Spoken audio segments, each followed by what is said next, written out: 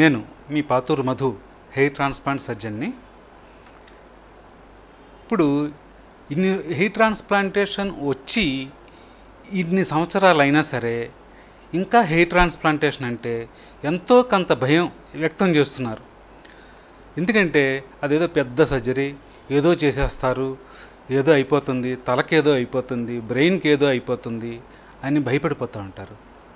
భయపడిపోయి చేయించుకోవాలని ఎంత కోరుకున్నా వెనక్కి అడుగేస్తూనే ఉంటున్నారు. తెలుసుకోవాల్సింది ఏంటంటే హెయిర్ ట్రాన్స్ప్లాంటేషన్ అనేది very very very safe procedure. అస్సలు భయపడవలసిన పని లేదు.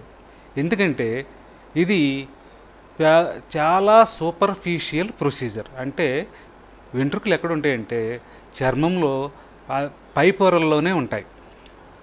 ఆ పై పొరల్లో వెంట్రుక రూట్ని తీసి చిన్న హోల్ లాగా, చిన్న స్లిట్ లాగా చేసి అది అమర్చడమే హెయిర్ ట్రాన్స్ప్లాంటేషన్. ఈ ప్రొసీజర్లో ఏదన్నా వెసల్స్ని కానీ, నర్వ్స్ని కానీ, బ్రెయిన్ కానీ, ఎటువంటి ఇంపార్టెంట్ ఆర్గాన్ కానీ, స్ట్రక్చర్ని కానీ అస్సలు టచ్ చేయవలసిన అవసరమే ఉండదు. కాబట్టి అస్సలు భయపడడానికి అవకాశమే లేదు.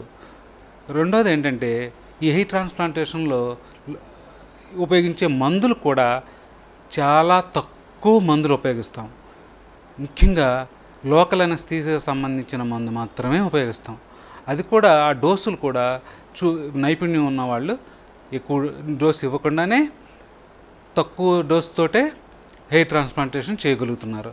ఆ తక్కువ డోసులో ఇచ్చినప్పుడు దాని సైడ్ ఎఫెక్ట్స్ అనేవి అసలు నెగ్లిజిబుల్ అనమాట.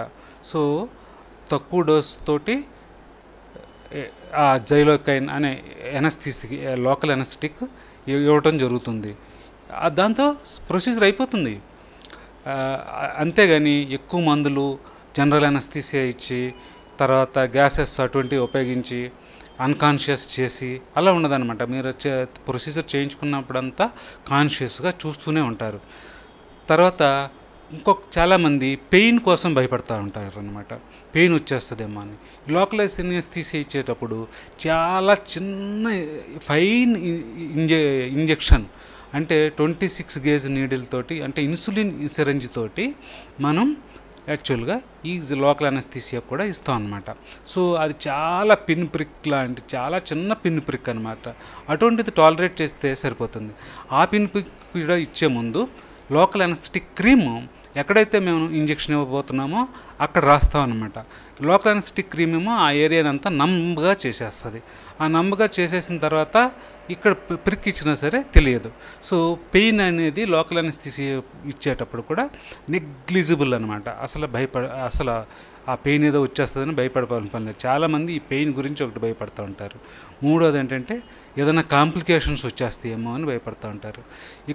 ముఖ్యంగా ఇది సూపర్ఫిషియల్ సర్జరీ కాబట్టి కాంప్లికేషన్స్ రావడానికి చాలా చాలా చాలా తక్కువ స్కోప్ ఉందన్నమాట.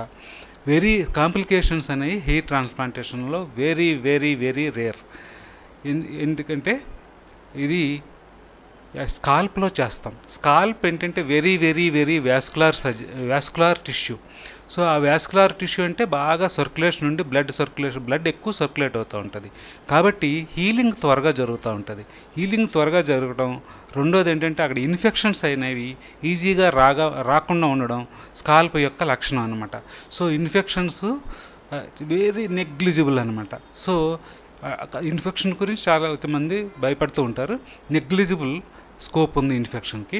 యాంటీబయాటిక్స్ ఒక 5-6 రోజులు ఇస్తే ఇన్ఫెక్షన్లు కూడా రాకుండా ఉంటున్నాయి అన్నమాట. సో ఇన్ఫెక్షన్స్ గురించి భయపడేవాళ్ళు అసలు భయపడవలసిన పని లేదు. ఎందుకంటే ఏ సర్జరీతో పోల్చినా సరే హెయిర్ ట్రాన్స్ప్లాంట్ సర్జరీలో ఇన్ఫెక్షన్స్ చాలా తక్కువ అన్నమాట. అస్సలు భయపడవలసిన పని లేదు. తర్వాత చిన్న చిన్న కాంప్లికేషన్స్ లైక్ స్వెల్లింగ్ రావచ్చు అనమాట. అది కాంప్లికేషన్ కూడా అనకూడదు అనమాట. ఫేషియల్ స్వెల్లింగ్ ఆ ప్రొసీజర్ అయిన తర్వాత వెరీ వెరీ రేర్గా 3వ రోజున 4వ రోజున కొంచెంగా ఫేస్ కానీ ఐలిడ్స్ కానీ కొంచెం స్వెల్లింగ్ ఉండొచ్చు. అది వెరీ వెరీ రేర్ కేసెస్లో వస్తుంది. అది ఆటోమేటిక్గా ఏ మందులు ఇవ్వకుండానే తగ్గిపోద్ది. ఇటువంటివి కాంప్లికేషన్స్ అనేవి ఉంటాయి. కానీ పెద్ద భయపడే అంత కాంప్లికేషన్స్ అసలు సాధారణంగా లేనే లేవు. Very very very very rare and negligible అనమాట. సో భయపడడానికి అవకాశమే లేదు. సరదాగా చేయించుకోవచ్చు అనమాట. హెయిర్ ట్రాన్స్ప్లాంటేషన్ ఎలా ఆలోచించుకోవచ్చు అంటే ఏదో బ్యూటీ క్లినిక్ ప్రొసీజర్ లాగా ఆలోచించుకోవచ్చు అనమాట. అయితే ఏంటంటే డాక్టర్లు చేయాలి, స్టెరైల్ కండిషన్స్ చేయాలి, ఎక్స్పీరియన్స్డ్ డాక్టర్స్ అయితేనే రిజల్ట్స్ ఉంటున్నాయి. కాబట్టి ఆ సెలెక్ట్ చేసుకున్న ముందు మంచి క్లినిక్, మంచి డాక్టర్ని సెలెక్ట్ చేసుకుంటే ఆ కాంప్లికేషన్స్, భయము అనేది అస్సలు ఉండదు. అంతేకాకుండా హెయిర్ ట్రాన్స్ప్లాంట్ రిజల్ట్స్ కూడా ఎలా ఉన్నాయో చూసుకోవాల్సిన అవసరం ఉందన్నమాట. ముఖ్యంగా హెయిర్ ట్రాన్స్ప్లాంట్ చేసేయటం అంటే జరుగుతుంది, కానీ రిజల్ట్స్ అనేవి చాలా సందర్భాల్లో మంచి రిజల్ట్స్ చూడడం తక్కువగా చూస్తూ ఉంటాం అనమాట. కాబట్టి ఎవరైతే మంచి రిజల్ట్స్ ఇవ్వగలుగుతున్నారో, ఎవరికైతే మంచి ఎక్స్పీరియన్స్ ఉందో వాళ్ళ దగ్గర కాంప్లికేషన్స్ కూడా తక్కువే, భయపడవలసిన పని లేదు. ఇలాంటి ఇంట్రెస్టింగ్ వీడియోస్ కోసం తప్పకుండా మా ఛానల్ని సబ్స్క్రైబ్ చేయండి.